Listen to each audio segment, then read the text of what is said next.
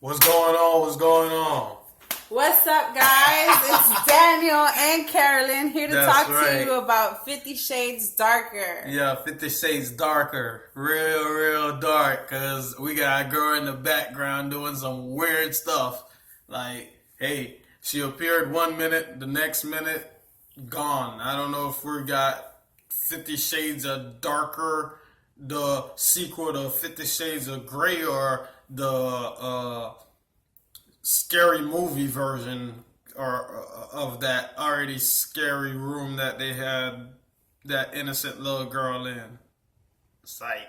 Alright, guys. So we watched the first movie, and this is the second. And we were super intrigued. Well, I could speak only for myself. Facts. I was extremely intrigued by the first movie where they actually showed you guys what BDSM is all about. Well, not all about, what the portion of it is. And where basically this millionaire meets this girl who met him by accident. Actually, she wasn't supposed to conduct the interview, but she ends up being the one who interviews him for her school. And he becomes her dominant and she becomes his submissive, although she was a virgin. Oh, that sounds so weird when you say it. So basically he ties her up and he does whatever he pleases with her. She ends up liking it, but there is a twist at the end. I don't get it. What makes you think she likes it? She was enjoying all of it before she said, "Look, I'll have dinner with you, but nothing else." And then she started doing that's the second movie. That's not the first movie. In the first movie, she was enjoying everything that was going on. My opinion, like she said, she can't talk for the both of us, so I'm gonna speak for myself. My opinion, that girl was scared, and she just wanted to be with a normal guy that she liked, but the guy was psychotic. When he was little, some old bird ran a cougar move on him. So, now he's into tying females up and doing all sorts of weird stuff. I'm not into that stuff. Well, coming from somebody who kind of knows what this movie is about, basically, he had somebody who taught him his ways and he became the dominant, and in this situation, he was teaching somebody else all of his ways, and she seemed to enjoy it. His ways, like he went to school for this. Like this is a professional at work here, who taught him his ways. No, he got taken advantage of fully, and some old weird person showed him some craziness. That's the reason why, from the get-go, he was acting all weird. I didn't know whether he was gay or not because of how he was acting. But nonetheless, hey, to each its own. I'm not saying he can't be. That's his business. I'm just saying from all the stuff that he was pretty much doing, he was making himself seem all like something was wrong. Like there was something that he was hiding. And then come to find out, it's this stuff. Like, man, that's not something that just happened to happen. He has a whole room dedicated to that. And he has legal papers written up that he literally gives to these girls. This ain't his first rodeo. This is not like, oh, I've never been here before. What am I? No, this guy here is a professional bicycle rider. And this girl was scared to death. Like, whoa, what the hell is this room? Whoa, what you mean after we have sex, I gotta go sleep in my own room and you sleep on your own? Like, come on, man. I don't know who's into that, but I guess. A lot of people.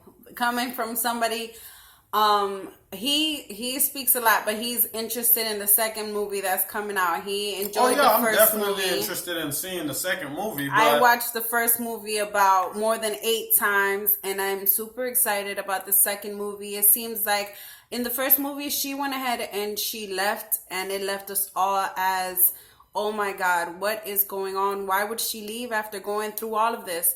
But now Millionaire has come back, swooped in, made his way, Man. is asking for an apology. Yo, and it seems of like course he's he trying is. to Of get course to he is. love. It seems He like should. he wants to love her. Man, he should ask for an apology because look, he had a contract with her. You feel me? So she broke the contract. She signed. So he should get an apology. It wasn't a relationship. It was a contract. So, hey, look, check this out. You signed these papers. You let me smash Monday, Wednesday, and Friday. And then you get to sleep in my spare bedroom. That was basically the deal.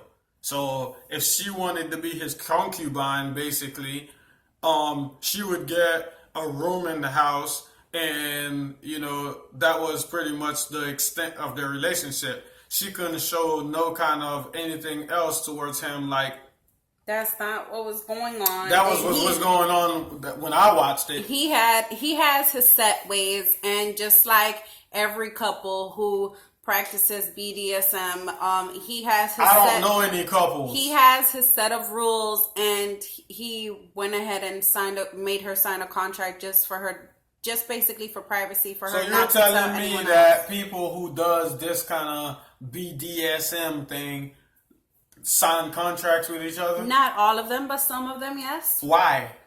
Because it's your terms. It's on your terms. If you decide, hey, every day when you come home, you're going to lick my feet and... Whoa now. Whoa, what happened? Cállate puta.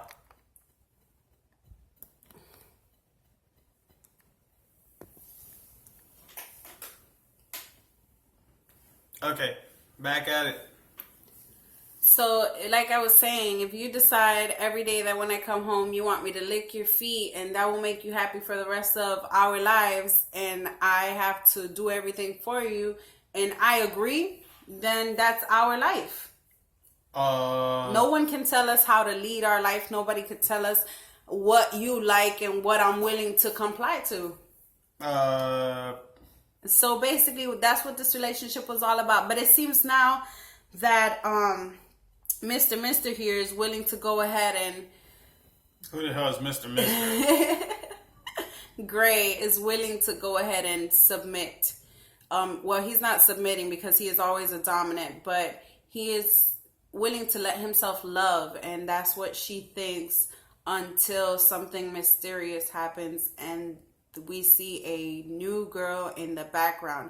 And not like he's sleeping with her, but more like he has a stalker, and by what I've seen, it seems like he has some unfinished business. I don't know, because honestly, it's a bunch of weirdos.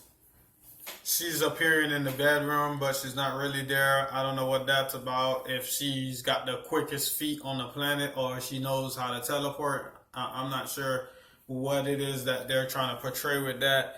And then I really think that, you know, a side girl don't really... honestly, the second part of this movie, I didn't expect it to have anything to do with no side chick or, you know, anything like that. It's supposed to be the continuation, I understand, but what's the point of having the other girl? It's an untold story. Since he has so many skeletons in his closet, it seems like this is one of them, and it's coming out. Oh, wow. So it seems like he had more didn't people look like that a he did this skeleton. to. She looked more like a ghost since she kept disappearing and reappearing.